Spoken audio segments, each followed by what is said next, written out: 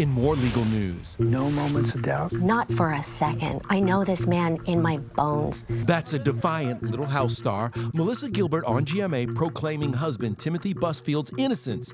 The 68-year-old stands accused of inappropriately touching now 11-year-old twin boys on the set of the Fox series The Cleaning Lady.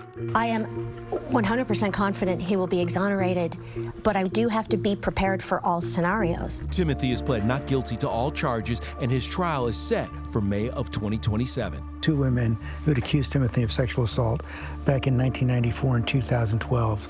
He settled one of the cases. I am neither naive nor am I complicit.